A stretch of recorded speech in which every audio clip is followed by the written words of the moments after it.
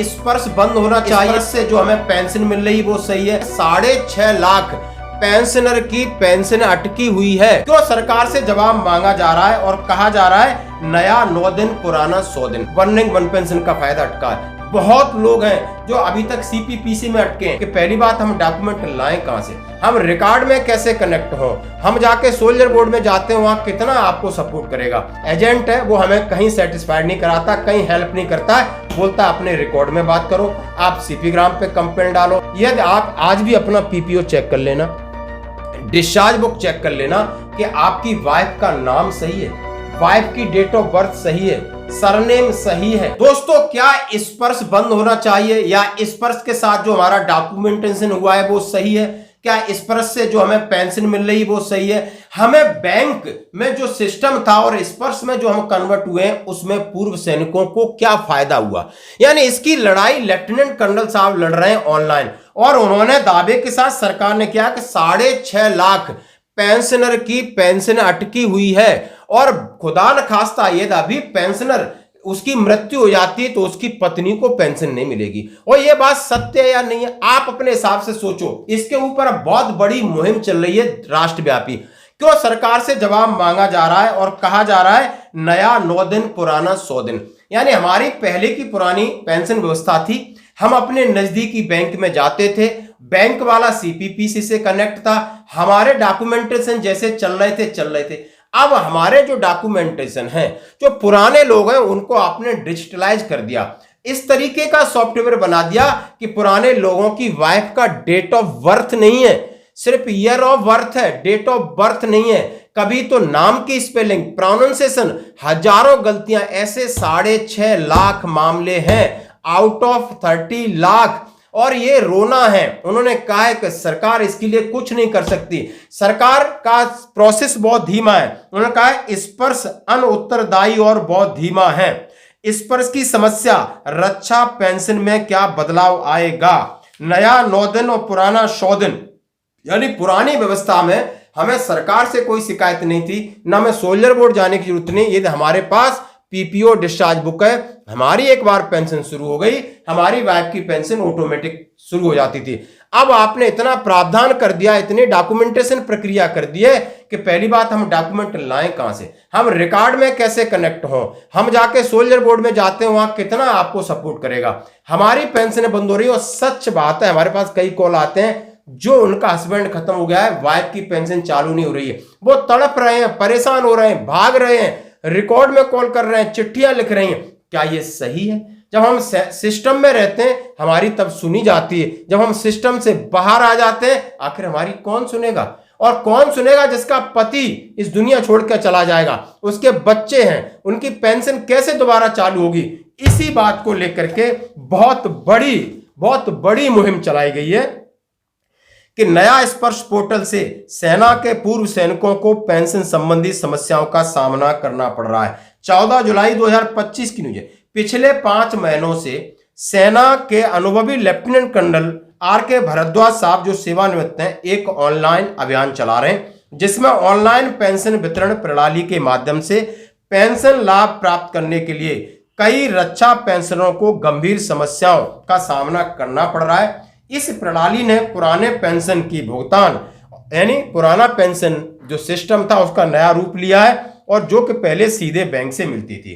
उन्होंने कहा आखिर सरकार को फायदा हो सकता है कि सरकार का पैसा बच रहा हो, लेकिन एक इंडिविजुअल को कितनी परेशानी है उसका उन्होंने बताया। उन्होंने मनी कंट्रोल द्वारा लिखे गए रक्षा विभाग के एक दस्तावेज के अनुसार अक्टूबर 2024 तक पूर्व सैनिकों को पेंशन वितरण में मामले 6.5 लाख मामले लंबित हैं। 6.5 लाख। स्पर्श योजना 2021 में शुरू की गई, 1 साल बाद चालू हो गई और कई लोगों का जो डाटा था वो ट्रांसफर किया गया, लेकिन उसमें पेंशन भुगतान संबंधी समस्याएं, रुकावटें, शिकायतें, ऑनलाइन निवारण प्रतिक्रिया और उनका नेविगेटेड मुश्किल, सारी कनेक्टिविटी, यानी एक गंभीर कठिनाइयों का सामना पूर्व सैनिकों के सामने एक चुनौती बन गया। अब पूर्व सैनिक इधर उधर भागते हैं लेकिन समझ में नहीं आ रहा। स्पर्श की प्रतिक्रिया अनुचित है। कई मुद्दे जैसे पेंशन भोगियों का गलत डाटा जिसे अपडेट करने की आवश्यकता है, इसके लिए कई महीने लगते हैं। डेटा को सही करने का एक मात्र एजेंसी प्रयागराज है, जो कई मामलों में धीमी और अप्रभावी है। हम कहां जाएं? Lieutenant colonel R K. भारद्वाज ने मनी कंट्रोल को बताया। हम कहां जाएं? वहां पर हम कस्टमर केयर पे कॉल करते हैं तो वहां पर 5-7 हजार रुपए के बैठा हुआ एक एजेंट है, वो हमें कहीं सेटिस्फाइड नहीं कराता, कहीं हेल्प नहीं करता है, बोलता अपने रिकॉर्ड में बात करो, आप सीपी ग्राम पे कंप्लेंट डालो, आप पीसीडीए में कंप्लेंट डालो, सिर्फ उसका इतना ही काम है। वो कोई भी चीज नहीं बताता। 1800180532 नंबर टोटल फेल है। आपको प्रतिक्रिया देनी होगी ताकि ये वीडियो मैं वहां तक पहुंचाऊं कि आखिर हमारे भूतपूर्व सैनिक कितने खुश हैं। स्पर्श का प्रशासन प्रयागराज में पीसीडीए के माध्यम से रक्षा लेखा विभाग द्वारा डीएडी किया जा रहा है। रक्षा पेंशन की स्वीकृति वितरण में संचालन के मतलब डीएडी यानी आप समझते हो डिफेंस अकाउंट डिपार्टमेंट, जहां पर माननीय रक्षा मंत्री जी ने काफी उसकी तारीफ की, लेकिन तारीफ नहीं है, ये बहुत बड़ा सिरदर्द है। आखिर इसमें पेंशनर को क्या फायदा मिला? आप उसकी तारीफ कर रहे हो, डीएडी ने कर दिया, हो सकता है पैसे बच रहे हो, तब बहुत सारी चीजें हो, लेकिन पेंशनर को क्या फायदा हो रहा है ये बता के बताओ कि नहीं बहुत सारी चीजें आसान हो गई। ये तो आसान चीजें उन्हें मुश्किल बना दिया, खासकर पुराने पेंशनर को, खासकर वो पेंशनर जो गांव में रहते हैं, देहात में रहते हैं, उन्हें पता नहीं है आखिर वो कहां जाएंगे जिस दिन उनकी मृत्यु होगी, उनकी वाइफ को पेंशन नहीं मिलेगी। पूर्व एनएसजी कमांडो वायु रक्षा विशेषज्ञ कर्नल अनुपम जेटली ने कहा कि 2022 से पहले इस पर पूरी तरह 2022 इस चालू हो गया था। पेंशन वितरण की जिम्मेदारी बैंकों की थी।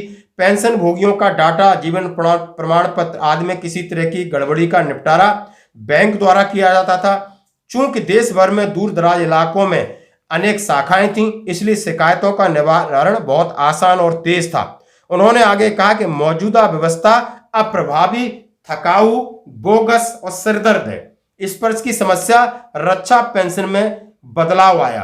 उन्होंने तो अपना सिस्टम को बना करके बदलाव लाया, लेकिन इसका खामियाजा पेंशनर भुगत रहा है। स्पर्श अनुदायी और धीमा है। रक्षा विभाग के आंतरिक दस्तावेज के अनुसार भारत के कुल रक्षा पेंशन भोगी 32 लाख में से 20% पेंशन भोगियों को स्पर्श पोर्टल में अपने डाटा सुधारने की समस्या आ रही है। अक्टूबर 2024 में रक्षा विभाग कार्यालय ने स्वीकार किया कि 6.5 लाख मामले अभी भी अनसुलझे पड़े हैं। विशेष रूप से इसका मतलब था कि कई मामलों में रैंक, नाम, जन्म तिथि, जीवन साथी का नाम, विकलांग बच्चों की विकलांगता आदि संबंधित डाटा में सुधार की आवश्यकता है। दोस्तों ये मैं बात में कर रहा हूं। उन्होंने वन रैंक वन पेंशन का जिक्र किया कि कईयों को वन रैंक वन पेंशन के हकदार हैं, लेकिन मिला नहीं। वन की समस्या हुई नहीं कि वन रैंक वन पेंशन 2 आ गया, 3 आ गया, लेकिन 2 का एरियर अभी तक नहीं मिला, ये भी खुद कह रहे हैं। वन रैंक वन पेंशन योजना के अनुसार संशोधित पेंशन में वितरण में देरी होती है, क्योंकि कुछ मामले में 18 महीने तक पड़े रहते हैं। 2015 में शुरू की गई ओआरओपी योजना में सभी सेवानिवृत्त रक्षा कर्मियों के लिए समान पेंशन प्रणाली लागू की, जिससे सुनिश्चित हुआ कि समान सेवा अवधि वाले समान रैंक के कर्मियों को समान पेंशन लाभ मिले। इसने मुद्रास्फीति, वेतनमानों में बदलाव और समय के साथ बदलती सेवा शर्तों के कारण पूर्व सैनिकों के पेंशन लाभों में असमानता को दूर किया, लेकिन इसको सपोर्ट नहीं किया आपके पोर्टल ने। बहुत सारे फैमिली पेंशन की वन रैंक वन पेंशन का फायदा अटका है। बहुत लोग हैं जो अभी तक सीपीपीसी में अटके हैं। सीपीपीसी अब उन्हें सुधार नहीं कर रहा है। वो कह रहा है कि आप जाइए स्पर्श से कराइए। अब स्पर्श में माइग्रेट नहीं हुए, वो भूल चुके हैं। कई ऐसे पेंशन आ रहे हैं। कितनी सारी समस्याओं को लेकर उन्होंने कहा है। मार्च 2025 में रक्षा मंत्रालय द्वारा एक आधिकारिक व्यक्ति में कहा गया है कि पूर्ववर्ती व्यवस्था में सशस्त्र बलों को पेंशन प्रयागराज, मुंबई, नई दिल्ली 3 जगह से स्वीकृत की जाती थी, लेकिन अभी उन्होंने कहा है कि आपको इसके साथ बहुत सारी प्रक्रिया में हम बदलाव करेंगे, आसान करेंगे। नया 9 दिन, पुराना 100 दिन, यानी सभी पेंशन भोगियों ने कहा है कि नया 9 दिन यानी इसकी पोल खुल गई है और इससे बहुत सारी समस्या आ रही है। पेंशनों को इधर उधर भटकना पड़ रहा है। अपने घर के पास पहले बैंक होती थी, हम जाकर के ठीक करा लेते थे और हमारी पेंशन में कोई समस्या नहीं आती थी। अब इसके ऊपर आपको अपनी राय देनी है। क्या स्पर्श पहली पुरानी व्यवस्था से ये अच्छा है? क्या स्पर्श का फायदा है, या स्पर्श सिर्फ सरकार अपने फायदे के लिए लागू किया है और पेंशनर्स को बहुत ज्यादा परेशानी का सामना करना पड़ रहा है? दोस्तों एक सुझाव दूंगा, एक बात कहूंगा, यदि आप आज भी अपना पीपीओ चेक कर लेना, डिस्चार्ज बुक चेक कर लेना कि आपकी वाइफ का नाम सही है, वाइफ की डेट ऑफ बर्थ सही है, सरनेम सही है, बच्चों, क्योंकि आपके बाद आपकी वाइफ पेंशन की हकदार होगी, कहीं उसके नाम में गड़बड़ी तो नहीं है, क्या आपके बच्चों के नाम स्पेलिंग में गड़बड़ी तो नहीं है, क्या उनके डेट ऑफ बर्थ में गड़बड़ी तो नहीं है। मैं आपके लिए इसके लिए अलग से एक वीडियो लेके आऊंगा जो कि जिला सैनिक कल्याण अधिकारी ने हमें यह भेजा है कि किस तरीके से लोगों को अवेयर करो, ताकि समय रहते वो एक छोटी सी प्रक्रिया, एक सरल प्रक्रिया की है, चाहे आप आर्मी से, एयरफोर्स के, नेवी के, सबके लिए कॉमन उन्होंने एक तरीका बताया, आसान तरीका है। जिला सैनिक बोर्ड में जाइए, 2 फॉर्म भरिए और इससे पीछा छुड़ाइए ताकि आपकी पेंशन में कोई रुकावट ना आए।